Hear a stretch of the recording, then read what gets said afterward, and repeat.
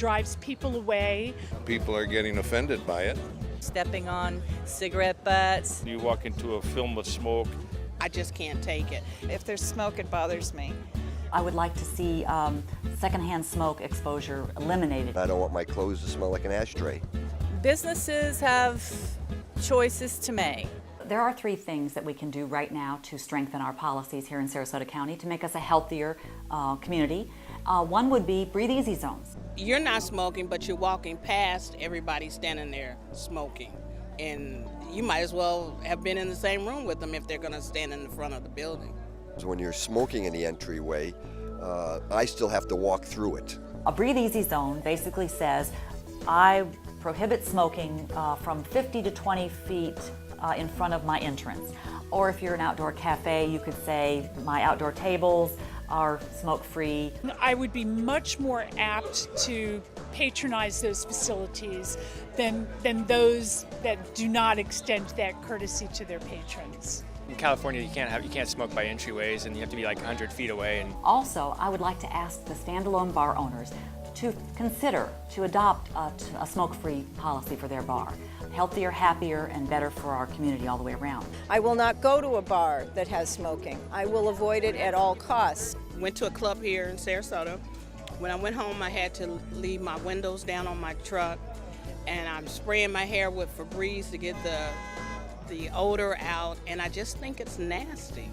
Where I'm from in California, it's been, smoking in buildings and in clubs, bars has been out of the picture now for a good 10 years. So it's commonplace. We were both bartenders in New York before the no smoking ban passed, and we were afraid it would really hurt business and everything, and then it passed and people still came out. In Chicago, they were so fearful that taking smoking out of the bar was going to kill the bars, and it didn't. They all found their ways to go outside, and I even think it was a little healthier because they weren't smoking as much. People who smoked still smoked, and they went outside and they were fine with it, and people who didn't smoke were a lot happier. So it worked for everyone, you know?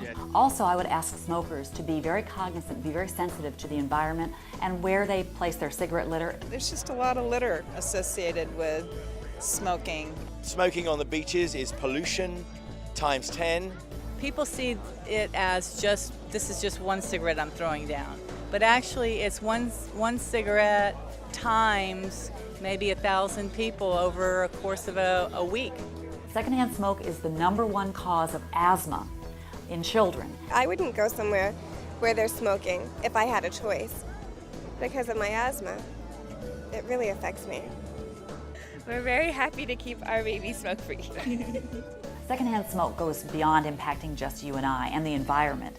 It also will impact your pets. So if you're a pet owner and you're a smoker, your pets are at a greater risk for developing cancers. This is unacceptable. One of the things I love about Sarasota is I can take my dogs with me almost anywhere I go outside, but I don't want the occasion ruined by smoke. I think it's a situation where you're infringing on someone else's rights to a smoke-free area. Our Surgeon General of the United States determined in 2006 that there is no safe level of secondhand smoke. So if you're not a smoker, you still may be impacted by someone else who is a smoker because of secondhand smoke. Secondhand smoke kills over 53,000 Americans every year. For me, it's very important not to be anywhere where I'm going to be breathing in secondhand smoke. I don't like to go to places where there is smoke and where smoking is allowed. I just can't take it. And it actually bothers my allergies too.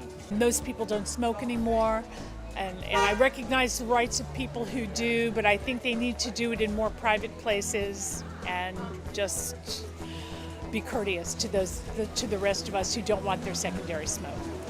We are not advocating to step on anyone's rights, but what we are advocating for are the rights of non-smokers. So we're trying to protect the health of our community. I'm an ex-smoker. I smoked 2 packs a day. I quit August 2nd, 1988. It was a Tuesday. Now I've become one of those most intolerant ex-smokers who can't stand anything to do with people who, if you ever go near anyone that smokes, they smell like an ashtray. Their clothes stink. They stink out of their pores. It's an addiction, and every time I would just even walk down the street and would smell cigarette smoke, it would re-trigger the desire. But the reason a lot of us that are grandparents quit smoking is because they want to see our grandchildren grow up. It's been estimated that $4.7 billion a year could be saved if all businesses in the United States were smoke-free. Consider the health care issues that are absolutely going to happen. That consumer is going to be paying an inordinate amount of money down the road for this addiction. But the rest of us are going to be supplementing their habit because we're going to be paying for their health downfall in the future. I think it should be smoke-free all over. It's something that people have to get used to, but it's not difficult. The air was free and clear and fresh before they even invented cigarettes or cigars. So that's how I feel about smoking. I would love to see the majority of, if not all of our businesses, choose to adopt on their own a tobacco-free policy and make our environment cleaner, a healthier community. And I would like us to set the standard for the rest of the state. It makes it a little easier to be in those places, a little less stuffy, and obviously healthier. It's about respect, actually. It's just about respect.